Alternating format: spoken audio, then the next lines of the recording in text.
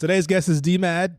Yo. Before we get into it, I would like to give a moment to introduce our guest. So tell us a bit about yourself. What's up, y'all? My name is D-Mad. I'm originally from Indianapolis, Indiana, by way of Seattle. I'm an independent artist, producer, rapper. Do a lot of things in the music industry, and I'm here to talk about this new topic we got. Well, it is. So you just got back from Chicago. Yeah. You're doing a show out there. Tell us about it. Did a little radio show, man, out there. They somehow they figured out, I was an artist. They reached out Put it out there online or whatever. Reached out to me. Okay. Did a radio interview and as well as shot a music video with my family. So it was pretty crazy. Nice. It was nice. Yeah. And then you're going out to Seattle in a couple. Yeah, headlining at the Crocodile Seattle. Have you guys heard about that? Nah. Yeah. Headlining the show out there. Got Wands. You guys know the Poppin' Tags Macklemore song. Yeah. That guy, Stefano Langoni from American Idol, Huey P. Couple different local artists that are doing things from Seattle. So it's gonna be an amazing show. Congratulations. We'll clap that. Thanks, man. Well done. Thank you. Facts. And it was cool because when we met, I knew that you were serious when I saw the quality of the video production that you were doing for your music. Mm-hmm. And for me, that's like a key component, right? Is especially in today's digital age, if you're not doing shit for YouTube, to me, you're not doing shit, right? Yeah. To me, it's just, it falls flat because we have this amazing platform with YouTube being like the #2 search engine for music or just period, right? So if you're not there with your visuals on point to show the world who you are, I just can't take you seriously. So I saw this man's video and I was just like, holy shit, this is some serious shit right here. Combined with the bars, obviously, but just the fact that like, okay, he takes his craft very seriously. And then from there, it was just off to the races. So here we are, right? So I'm happy. Thank you for coming through. I appreciate it. Hey, thank you for having me. Really appreciate it. Both niggas in the studio, right? Right. All right. So today we're going to discuss two things. We're going to talk about Moonlight and we'll talk about Footnotes For Adnis. And we'll have some dad chat revolving around that. Also, I think the footnotes for either the footnotes or the BTS for Moonlight dropped today. I didn't get a chance to see him, but I was trying to watch this extended version of the video too. Yeah, and I was watching that in the car, and that one just like has like outtakes and like them. I saw I saw the outtakes existed. Yeah, but there's now footnotes. Either footnotes or the behind the scenes for that video. Something else for Moonlight dropped today. Got it. Okay, I hope it's not footnotes because if it was, we should have watched that live. We're just gonna pause the video right now. Right, but I imagine that like we could draw some fair assumptions as to what it's about. We're creating our own footnotes right now. Exactly. Our own footnotes for Moonlight. What was compelling to me, I felt really stupid because when you guys broke down the first line of the song, I was like, how did I miss that part? It's we stuck in La La Land. Oh shit. Even when we win, we gonna lose. Right. And then to see that in the video, I was like, fuck, man, this is real life. Awesome at the end. Mm-hmm. Do you think anyone besides Hove could get that all-star black cast in their video? Who else but Hove? I want to flip that question and be like, who else but Hove would ask all of them? Like, know who to ask. You know what I mean? Like, he got all the creators and the hottest cats that are on TV and doing movies right now. Yeah, and nailed it. Like, everybody from who was in Friends to even getting Hannibal Buress, like that was a big push too. Like, yo, I'm gonna get all of them. Get them all in here. You know what? I think we could have figured it out. I don't want to give out too much credit. I think if we were like, you know what we're gonna do? If we had the juice, yeah, I think we could have got together for a few hours, had some champagne and mimosas, and we could have figured it out. Like, we're gonna get Hannibal Buress, we're gonna get Issa Rae. You know what I mean? We might get someone else for the culture. Though? Probably not. But we're working on it. We're working on it. We're getting there. So to me, that was really crazy to put those two things together. And I watched it, and I've never really been into Friends, right? It's never been a show that resonated with me. I've tried it multiple times. It's one of those things that's funny on paper. Like, you'll watch it like, oh, I understand when people laugh at that. But for me, that's not funny. Like, I just want to innately laugh. I don't want to understand that what you are doing is amusing. Like, you don't want to have to think too much, right? Like, right. Now we're doing homework. That's not why I'm sitting on the couch. So, but that's not because it's white. No, it's because of what it is. I didn't start watching Friends until I was like 24, and I'm currently 26. So, Really? yeah, that's when I first started watching it. So I was watching it during lunch at work one day. Someone just had it on, and I was like, "Yo, what is this shit?" I've seen it in my life, obviously, but never like watched an episode because at the pad, you know, we had on Martin, we had on Living Single, we had on Fresh Prince. Right, You know what I mean? Right, for sure. Family And, Matters. Yeah, and so I watched it. It's funny. It's not. I didn't immediately go, yo, let me go back to season 1 and watch every episode. It was more like, okay, I could see a couple episodes here, a couple episodes there, and be cool. And like that was it. Do you think if a white viewer, and I hate to make it about race, but I'm trying to imagine like how would a white person feel if they grew up watching Friends and not really even seeing it as a white show, because there's some level of like whiteness that's not racial. Yeah, definitely. It's just regular, just what it is, right? No, I'm just saying, we can laugh about it, but it's just like with a minority being a minority, you're acutely aware of the fact that you're the only black person there, right? Or just whatever that is. So to have this pop up, to have the Moonlight video pop up, and they just jacked Friends, black people in it. I wish I had a white person here, and that sounds really screwed up. Yeah, they probably go normal does. rap behavior because rap just jacks old music anyway. So they're doing the same thing with their videos now. I'm sure that would be one perspective I would think. Right. True. That's very true. Okay, hold on one sec. I need to get some signal of the AC so I can delete it later. So we'll pause for a minute while that records. We can't just turn it off. The person next door, I guess, is here. Well, So, shout out to you, neighbor. right. Shout out to the neighbor. Will he be my neighbor? The neighbors think I'm selling. Okay, that should be good. Bars, dog. Mimosa's pretty good, man. Yeah, it is. What you put in here, man? You know, just a little bit of love. Right. Shout out to the Bel Air Rosé Yeah. boss. So, but I wonder, like that was a question for me and I wish I had someone there to answer that. And I don't want to speak on anyone's behalf, but like, is there any visual of that? Is there any like scope of like, what's happening here? Why is this a thing? Why is what a thing? Why did they recreate Friends? Yes. Because Friends was a huge show, massively popular. Like they went from making whatever they made when they first started to being able to hold out until every cast member made $1 million per episode. You know what I mean? Like that's something that they were able to do because it's one of the biggest shows that was on TV. So that's why I think he chose that show particularly. Outside of that, for probably what that shit represented, like he chose the youngest and the most popping creators and artists that are out right now and being like, yo, we're going to have them completely recreate Friends just word for word, you know what I'm saying, and see if it can be as good or better. And like Hannibal said in that shit, he's like, first off, who asked for that? You know what I'm saying? That was so sick because it was like the whole point. What? Nigga, like so mad. we don't need to be them. You know what I'm saying? Like we can create our own things. Literally with the creators all like on that set. You know what I'm saying? Like can create our own things that they don't need to be Friends. They don't need to be a remake of Seinfeld. You know what I'm saying? Like the Carmichael show isn't Roseanne but black. I mean, it's the Carmichael show. It's different. It pushes buttons and boundaries in different ways. So I think all of that shit aligned.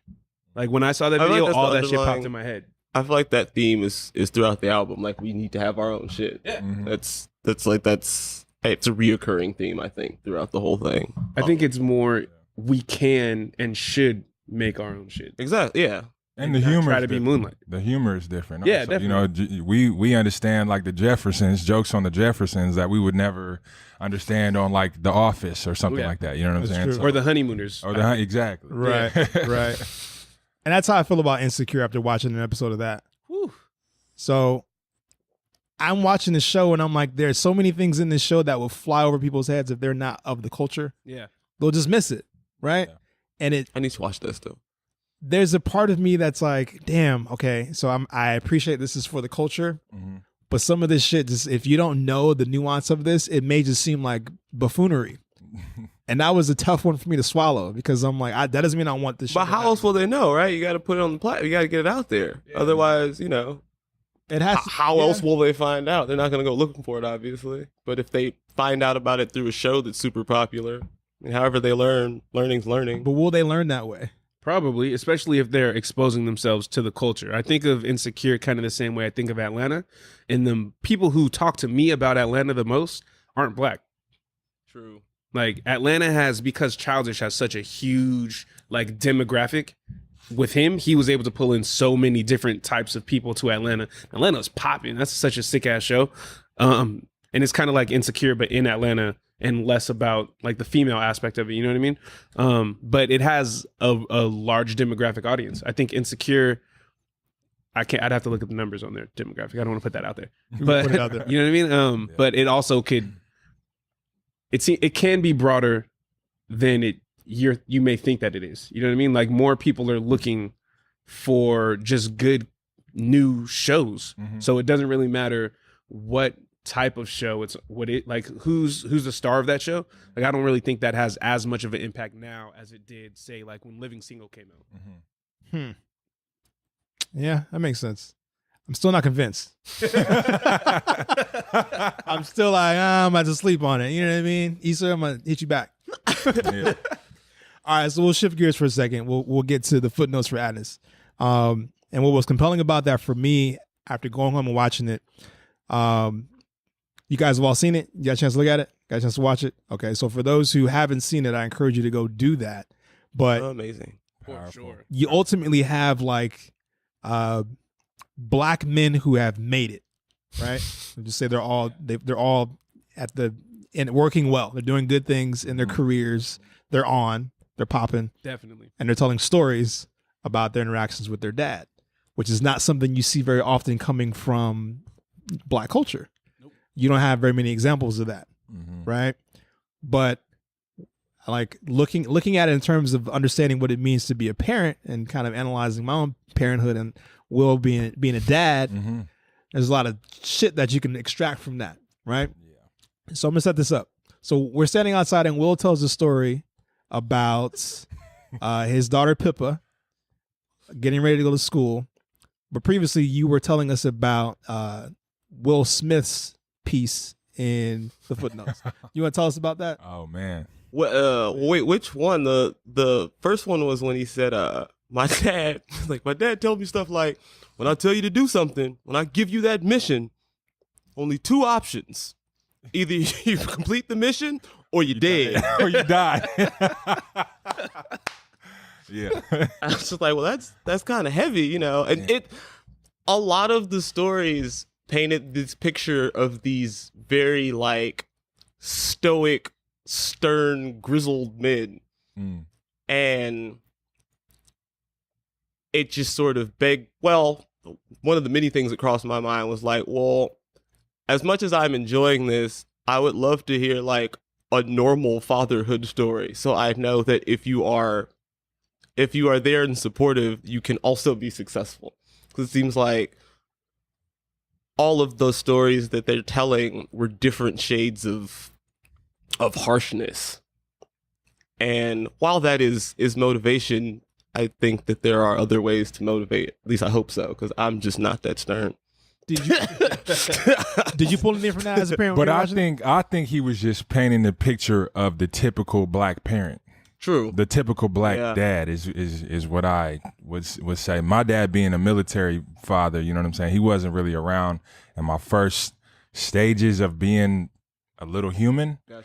So I can kind of understand those tipping points when they say, hey, I totally understand. My dad wasn't here. You know, we kind of got into arguments. And then when Jay-Z was explaining his situation to where he was like, hey, I was 11 years old when I really realized, you know, what was going on. My parents had been together for 11 years before they split up, you know, and then he went through his situation and then he said, hey, you know, this is my first time ever really thinking about it in this way. Yeah, that was so now I really understand, and if he would have just informed me earlier, then my raps would be different, the story would be different. Right. You know what I'm saying? So he was just. I feel like they were just painting the picture of the typical black. Totally, parent, it or dad or whatever. Right. It made me want to be as informative as possible with my kids. Exactly. I was like, they're As about to tell transparent them as possible. everything. Right. Yeah. They're just gonna walk around knowing shit. He said, and Santa Claus is fake. Right? Yeah. Just walk around crushing all the little kids' dreams. Right. Sorry, guys. We got a real world we got to live in. So getting you ready now. So, Will, you were also talking about the second story with Willow shaving her head. Whew. That was a big one though, because it speaks to like sort of defining yourself despite or like regardless of what you learned from your father. Like not like to disregard it, but like accept that these are the things that I learned, and I may not be able to apply them to my situation. Like it's hard to separate something that's so ingrained. You know what I mean? Like these are your parents. These are the people that raised you, that allowed you to make it to this far. If it wasn't for them, you would have died. You know what I'm saying? Teaching you what they know. Exactly. Yeah. So like when that doesn't work, it's hard to step back and be like, well, I guess I got to come up with my own plan. But like your kids will push you to do that sometimes. So like with the Willow thing, it was like the first day of a 30-day tour in Europe, I believe. And she got off stage. The show was fine. The show went great. Everybody was, there were no problems. She was done. She was like, okay, let's go home. I'm finished. I'm done. And it was like, what do you mean? Like back to the hotel? She's like, no, I'm ready. Let's go home. I'm finished. I'm done. I'm done with this now. Like I'm ready to go home. And it's like, baby, no, there are 30 more days. Like people have bought tickets. You can't just go home. What are you talking about? So, okay. Next day, she comes out of the bedroom and she has shaved her head completely bald. Completely bald. And it was for the Whip My Hair tour. Yeah. At that moment, he was like, oh, you were sick. Okay. Well, last time I do that, I'm not okay. When you don't do something, I guess you don't do it. There you go. So and he said that was one of the first times he took off like his dad's jacket, and it was just, like something that like his dad would never allow. It's like, well, my situation is different. I don't have to necessarily apply this lesson this way at this time. And that's huge, because it's hard. I feel like it's really hard to do. It's sort of like, it's clearly defining yourself. Because then I think kids are a really huge part of that. I didn't know that. Last person I thought I'd ever have a child, let alone two. But I did not buy into the whole, like, they change your life and all that crap. And I was incorrect. I was very wrong. So how does that change your perspective? Understanding that you're seeing these things and you're having insight into it and you're looking at it, like you're staring at it. It's just, it's just, among other things, it's a living thing that holds you accountable for pretty much everything you do, because they see and absorb all of that. And that's another thing that all of those stories, like the one, I forget the guy's name, he's got the like almost Adebisi beanie, he's an actor. He was talking about, he remembered when he was 3 and his dad left and his mom was crying and he was trying to console his mom, and then he was upset, and he's 3, my daughter's 2. So I'm like, oh shit, she's paying, like, I have to be mindful of what I'm doing now. Right. Before I didn't. I don't care. Do what the fuck I want. Nobody's paying attention. And if they are, I don't give. Like, who are you? Right. Exactly. This little child is just there. This is not on record. Right, they don't know what's going on right now. Right. So just to see how much they take in so early makes you just need to be mindful. And for me, it just makes me want to be better, because you wanna give the best example you can. But you want it to be real. Like, people aren't perfect. Right. So it makes you think about like how to explain things that you do that may not be the best, or like the mistakes you make. You have to be prepared to logically explain them. Yeah. You know what I mean? You can't just be like, well, I just fucking did it. Like, No, for sure. Like, that's not gonna fly. Yeah. Kids won't even accept that. No, for sure. They They will why. continue They to need to know know why. why I need to know they're why getting now. in trouble. Exactly. Like, Yeah. they will Yeah. So you just, it makes you fully think out everything. Yeah. Like, you flush out all plans, anything you're gonna do. You gotta have like 17 contingency plans for like just going to the grocery store or something. Because Man woke up like, now I'm Batman. I was gonna say when I got whoopings, my dad ain't explain nothing. He just said, "Hey, you getting your ass whooped, and that's it. You fuck up now, you getting your ass whooped, and that's pretty much it." So, My shit was different than that.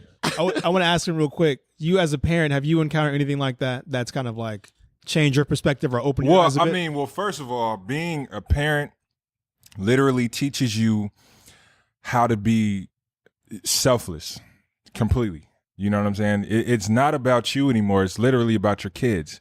It's about their future, and every single decision that you make is literally for them. You know what I'm saying? Me buying this, this stack of paper or this or toys or this or that. It's literally, I think about my son and my daughter before I make any decision. How is this going to impact their lives?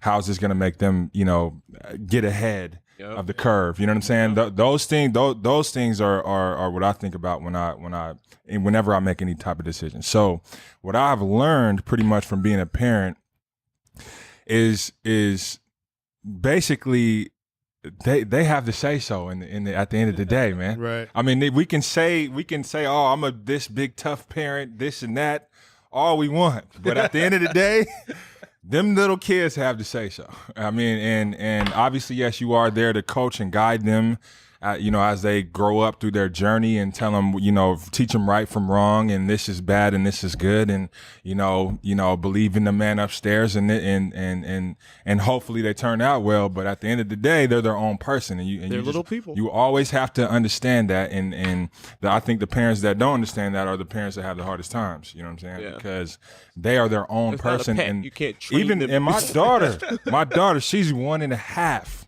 She has her own opinion now. Oh, she has her own opinion. She gonna do what she wants when she wants to, and if she don't get what she wants, she's gonna scream. Oh yeah, bloody murder. And she gonna let you know. So I mean, what I took from it, man, is just really just appreciate your blessings, teach your kids how they're supposed to be, and hopefully they grow up. Right. Good people. You know what I'm saying? Just teach them how to people. be a solid person. No That's maniacs, pretty good, no man. Jeffrey Dahmers. You know, don't sacrifice lambs or do any crazy. There you go. You got to do all of that. Just Sidebar, D, did you want me to put that camera right here so you can get on your stream? I mean, it's all good. We all straight. All right, Good. so just checking. I just want to catch y'all. Okay, cool. So it's interesting because when Will was telling me about the Willow Smith story, Mm-hmm. it made me think about the moments where I was also the child that was off, but it was partially because like I skipped a couple grades, so I was young, and my parents, I don't think they really knew what to do with me in that regard, right? Mm-hmm. So I remember being in high school and just literally doing what I wanted. I told Nico this story. Okay, and the story goes something like this. So I was like 16 years old, and I was doing a film program at like USC, right? It was like a summer film program. And the program was designed to kind of network with people in the industry and maybe get you a job or whatever, right? So I was a star pupil. And the person who was running the organization was like, Raphael, what do you want to do? It was all said and done. He was like, what is your dream? And because prior to that, I wanted to be like Hype Williams. That was my dream in high school. I was like, I want to do Big Pimpin'. I want to direct those videos. That shit's tight. That was really what I wanted to do, right? That's cool. Like clutch. And I was doing it. Like I was literally like making content in high school. We had the beta cameras. We had the editing bay, the reel to reel. We were in there doing shit, right? Somewhere, the issue for me though in high school was a strong desire for vocabulary. So when I found a new word, I got really like engrossed in it. And I think somewhere I discovered like socialism or some shit like that, right? Took you on a completely different path. Right, I was just like, this Hollywood shit is for the fucking birds, man. Man, fuck the man, this is crazy. No, down with all that shit. You guys are all stupid. So when this guy asked me this, I was like, I don't want anything to do with this stuff. I want nothing to do with it. It's wrong. You guys all care about his money. Shit's fucked up. And he looked at me like, you're making a huge mistake. He was like, you're fucking your life up, was what he told me. He was right. And he was right. He was right. In the moment, he was correct, right? Because I didn't have anyone there to really guide me. Because I don't think my parents really knew. And my parents were still great. My dad did a lot for me, right? But that was the one thing where I'm like, damn, I wish I would have had someone there to be like, if this is what you want to do, if you had any sort of like any evidence that there's a talent there or this might work, then hey son, you know what? Let's just keep going that way, right? Let's just out. Yeah. Just, and I don't give it up yet. Here, just continue going this way and let's just see what happens. Here, go talk to this person. Let me set you up with this meeting with so-and-so, right? And it's crazy because my uncle told me a story of, and he has a daughter, and he was like, look, you just have to learn to guide them in the right direction, right? And there's something to be said about, you can't like force your kids to do some shit because they'll grow up hating it. I think about people like Beyonce, for an example, and her dad like running that whole show. Or I think about Will Smith as an example of someone who's like, you gotta work hard and this and that. And I wonder like, would they take it all back? So on the flip side, you have Willow, and he's like, you know what, Willow, if you want to do that, it's all good. Just go do what you want to do, right? So there's this weird place where I'm like, I think about, I'm not in the Smith household to know if Willow really has a passion or a talent for music to say like, we're gonna get you a fucking wig. Yeah. You're gonna get back on fucking stage. Yeah, yeah. We're gonna finish these dates. Yeah. And you'll thank me when you're 20, 21. Yeah. Right. And I say that only because there's some instances where kids are just trying shit out. Yeah, right. yeah. Like, I'm experimenting. I don't know if I like this or not, but but there are other instances where it's like, sometimes you may have like a genuine talent for something and all the stars are lined up. Right. And it's up to someone who knows better than you to say, hey, you know what? Here, man, That extra step. just go that way a little bit, Mhm. right? And it's not a matter of being like a slave driver. That doesn't require all that, but just like, let's go this way. We've been through shit, right? In our lifetime, where I'm like, damn, if I had someone to tell us, we were like 10 years ago, we were like DJing or doing content, shit would have been very different for us. Yeah. And there's these stages, and there was no one there to tell me or even give me any sort of like wisdom to say, hey, you're going the right way, or you're not going the right way. Stop. You just got to cut back on the bullshit. Yeah. We done some dumb shit too. By the grace of God, we're still here. You know what I mean? I think about that too because, well, sorry to cut you off. No, it's all good. But like with kids, you think about all the dumb shit you did when you were a kid, and like, man, they're gonna do at least that. At least. At least that. At least that. If you sit at home drinking, like, oh God, just come home. Right. Just come home. Oh man. And they're gonna be safe. I think they'll be safe. I think that you can do like there's fundamental and like baseline shit you can do to make sure a kid is not out there doing crazy shit. Right. I think it's just setting some rules or guidelines. You know what I'm saying? Like, I did a whole bunch of crazy shit too, but I knew that first off, if mom found out in any sort of kind of way, whatever the police were going to do to me was not nowhere near. I'm not even worried about y'all. I'm not even worried about you. Can you escort me to my room? Right. You know what I'm saying? Right. Don't tell the parentals that whatever I did. You know what I'm saying? I'll work that shit off. But yeah, I think if you set like some type of boundaries or like a guideline, let them know how far they shouldn't go. You know what I mean? Then they'll learn to live within that box. Obviously, they'll take a couple steps out. We all test the waters a little bit, but at least they know their safety zone in that aspect, I'm guessing. Like what he was saying earlier, like my mom was real. Every time my parents beat me, they told me why. Like while they were beating you? Yeah, that made the beatings longer. I told you. No, and then I definitely got some of that. But then afterwards, they would do shit like explain to me why they like what was so bad in what I did, and then make me write an essay about it. Wow. How long Every was the time. essay? So like it depends on when I was younger. It was like a page Was this on computer or on paper? on paper, single Oh, space, see. and it had to be legible. If that shit was not legible, I have to go back and rewrite the whole thing. You ever getting like tears on the paper? Don't misspell anything. For sure. And then like as I got older, it became like 2 pages, like and that type of shit. And by the time like after that, I was like, yo, I learned how not to get caught. So then I'm not writing no more papers. It's just bullshit. I'm just gonna not get caught no more.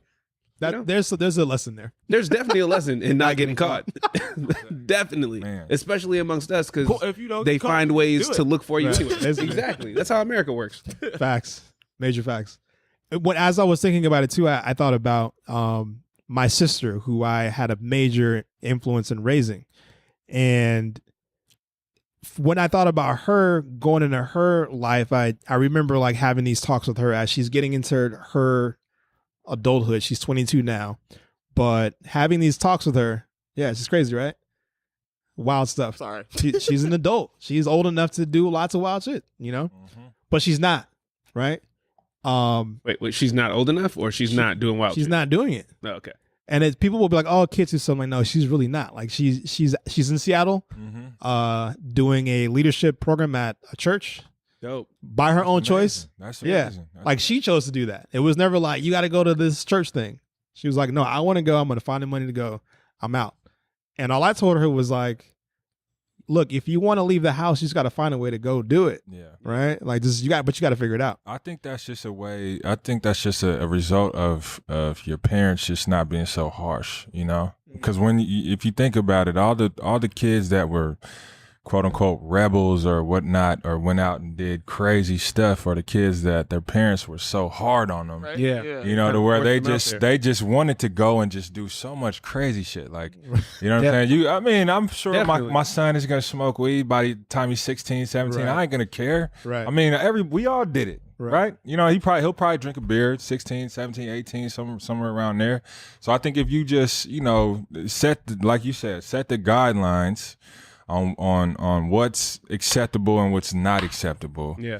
Your kids they'll grow up with some sense. And let them know that if they get caught, Yeah, if they That's get when caught. that's And then another thing too is us in the black communities specifically. I think we have to really pinpoint that we're black and we're going to get treated like we're black. Definitely. So my son, even though he's mixed and he has the curly hair, he's still going to get treated like a little nigga. yeah. You know what I'm saying? And so exactly. And, like I said, you know what I'm saying? I get pulled over just because I'm in Normandy Park, Washington.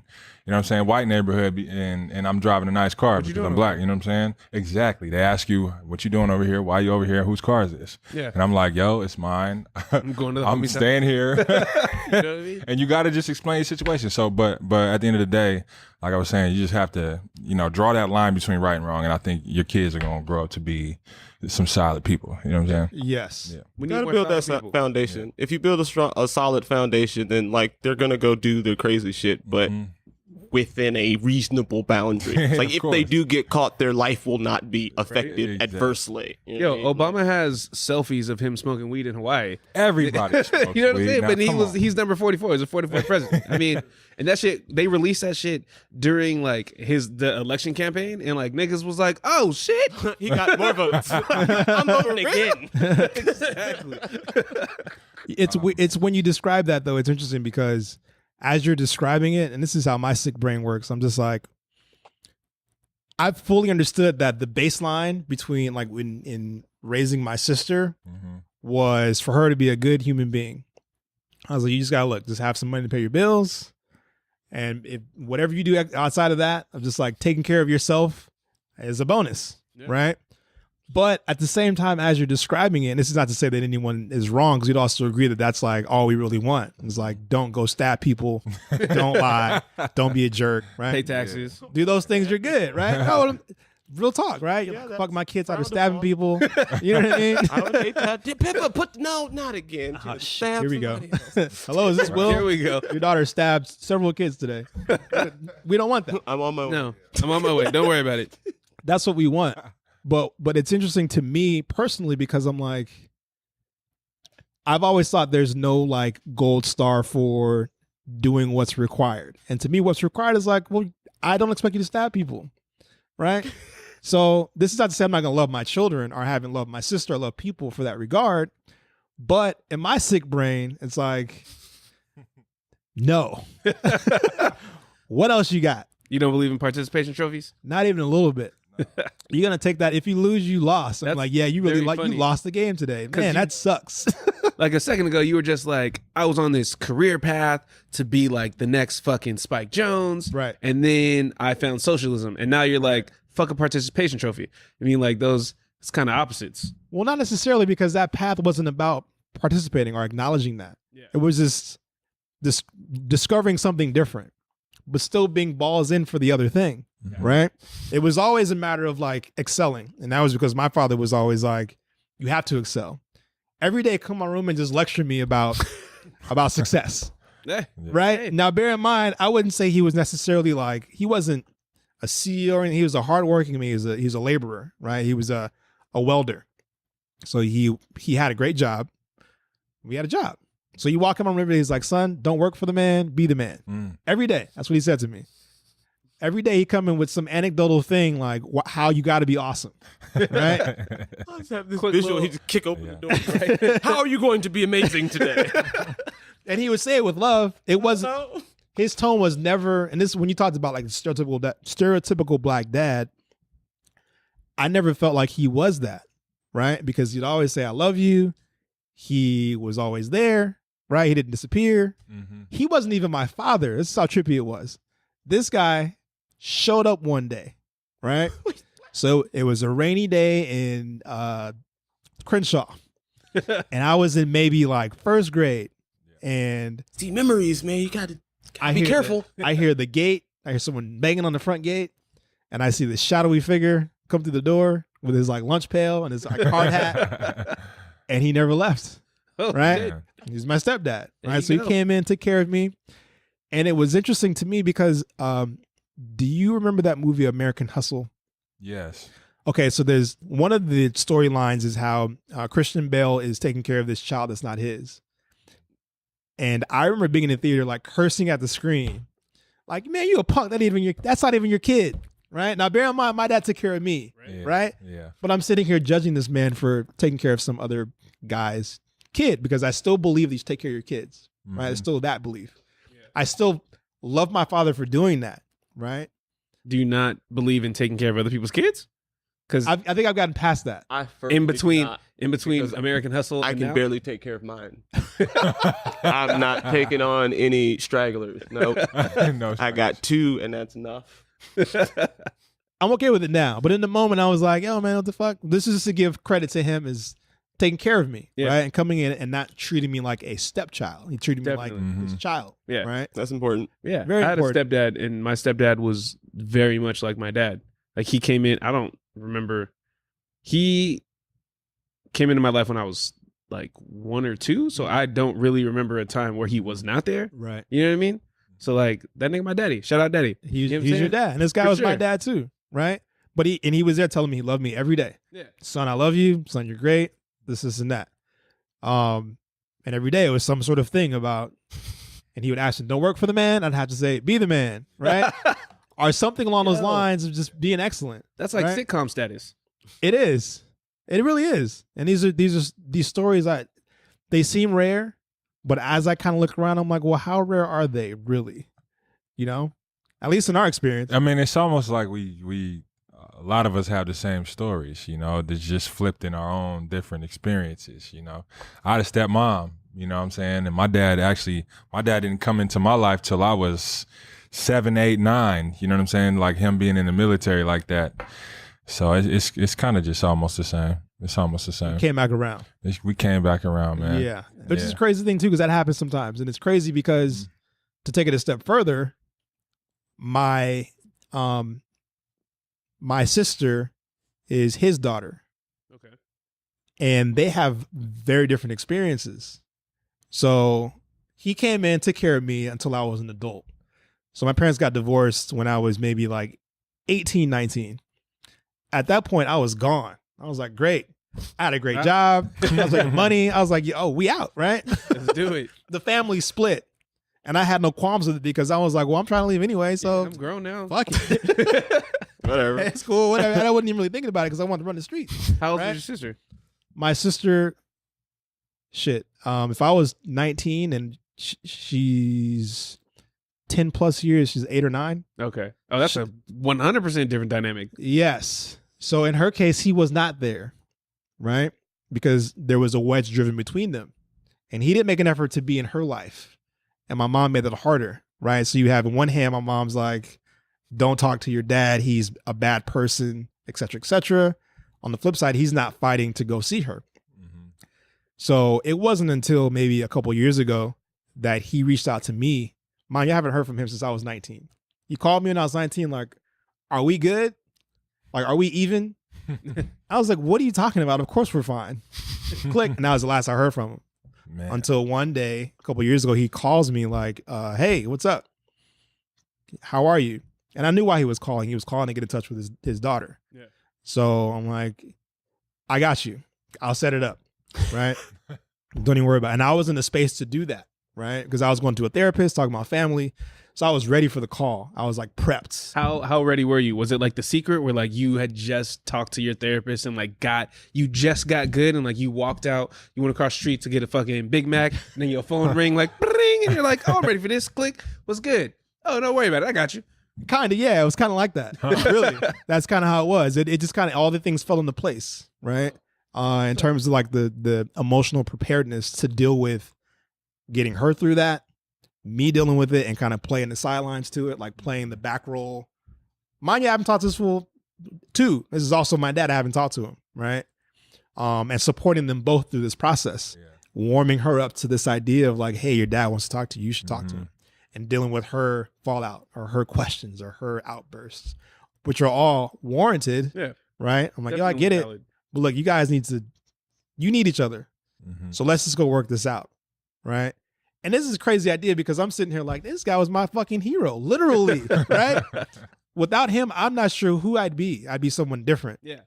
And her story is like, why'd you leave me? Where were you? And she's questioning like her beauty, her validity, her value in society because he wasn't there. I'm just like, okay, I got you. We're going to figure this out. And now they're rocking. Right now they're back together, hanging out, and it's all good. Look at you. Moving Look at forward. you putting shit back together. Man. All right, there you man. go. It was out to you. It was weird at first, but it made me think about like the black dad, right?